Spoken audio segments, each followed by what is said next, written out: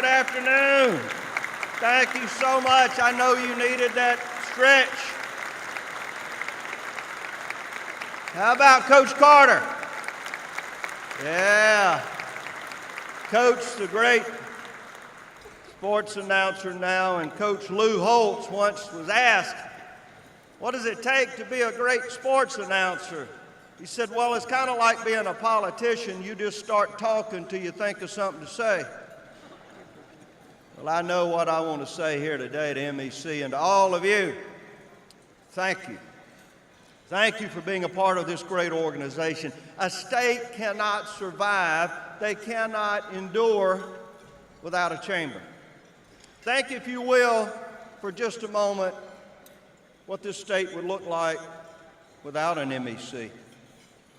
This room today would be dark and empty. There would be no leaders to help the Mississippi legislature understand from the grassroots, from the smallest of businesses to the most successful in the state, what it really takes to create the best of environments for businesses in this wonderful state of ours. There would be no 17,000 jobs that have been created and $2.4 billion worth of investment in the last 3 years without an MEC.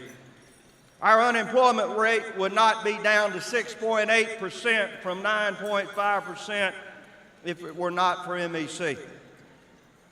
We would not be a top 10 state for economic development according to Area Development Magazine if it was not for MEC. MDA, our great team of economic developers and job creators at MDA, would not be number 9 in the nation without MEC. Now, it's great to have a top 10 football team, and we had a couple for a couple of weeks. And we all celebrated that, but it's even more exciting to me to have my MDA team be number 9 in the nation and moving up. Without MEC, I can assure you we would not be number 5 in the nation for the growth of women-owned businesses. Let that sink in for a few moments. Number 5 in the nation, ladies, for women-owned businesses. Thank you for being job creators, ladies. Without MEC, according to Kipler's, we are number 4 in the nation for the most tax-friendly business environment. Without MEC, this would not be the number 1 place in America to practice medicine. That's right. According to Physician Practice Magazine, go Google it, this is the best state in America to practice medicine. As we were traveling the state on our healthcare huddles, we told time and time again disbelievers that that was true. And I know a lot of them went outside and said, oh, no, let me Google that. And as surprised as they may have been, was just as happy as I was to know that that would be true. Without MEC and the star students and teachers that were here today, how about those kids? 36 on an ACT? I was trying to do the math, but I think if you doubled mine, I would get there.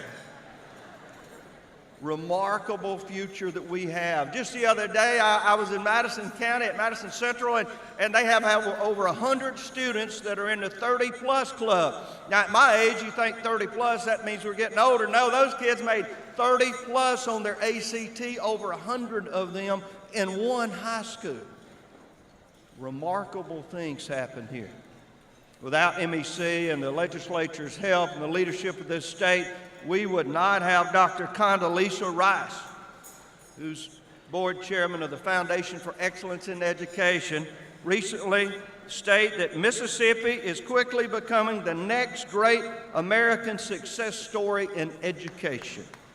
Condoleezza Rice. So thank you, MEC. Now, I know you came here to hear our fellow Mississippian, David Abney. David was born in Cleveland, Mississippi. He's from Greenwood, but he's kind of like me. I'm from Moorhead, Mississippi.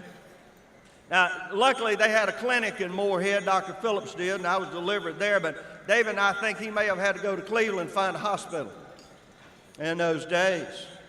But what a success story you'll hear from this man who believed that he could do great things as we have a tendency to do here in the state of Mississippi. Economic development was said earlier so properly by David Gates, is a team sport. But every team's got to have a leader. Now, I like to think I'm a coach. Let's use a football analogy because I love to do it. You know, I try to get on the sidelines and call the very best plays I can. I try to make sure that we go out and recruit the best people that we can. I try to create an environment where the very best want to come to our state and begin their businesses. We've been pretty successful at doing that. But we've always had a good quarterback, if you will. Brent Christensen did a remarkable job of running the plays, making the scores. But he had a team behind him at MDA. So very proud of the job that they have done and are doing. So, as you know, our quarterback got recruited. That's all right. They don't recruit quarterbacks from losing teams. When you're really successful, folks come after you, and let them come, because we're going to continue to be more successful each and every day. So we began to look for a new leader at MDA. We looked here in Mississippi. Now, I think it was maybe President Reagan that talked about luck and hard work and how he loved to work hard, but more importantly, he enjoyed being lucky. And sometimes as governor of this state, I get very lucky. I get lucky when a man who did not have to take this job as head of MDA chose to do so because he loves his state. I'm going to tell you today who that new leader is going to be. He's a man that's been a local mayor of Tupelo, Mississippi, a town that has seen success in its particular region. He is former chairman of Tennessee Valley Authority, former director of the Appalachian Regional Commission. His tenure at TVA, the utility, earned its national recognition for economic development efforts and achieved record goals for capital investment and job growth. Ladies and gentlemen, please welcome with me the new MDA directors here with us today, my friend Glenn McCullough. Glenn, stand up and let us welcome you. There you are.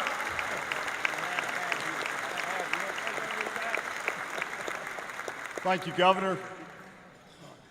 The leader of our state and our top economic developer, Governor Phil Bryant. So to Chairman Gates and to Blake Wilson and all of you, integral players in Mississippi's economy that's moving forward.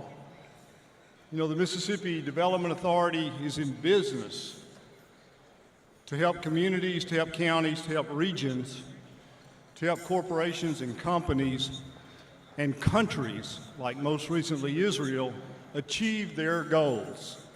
And that's what we do here in Mississippi. So it's quite an honor that I have to team with all of you and to work with a talented team at the Mississippi Development Authority. Number 9 in the country, but as the governor said, we're moving on up. Thank you for this privilege to serve. I look forward to working with all of you so that Mississippi's economy will move together forward. Thank you very much.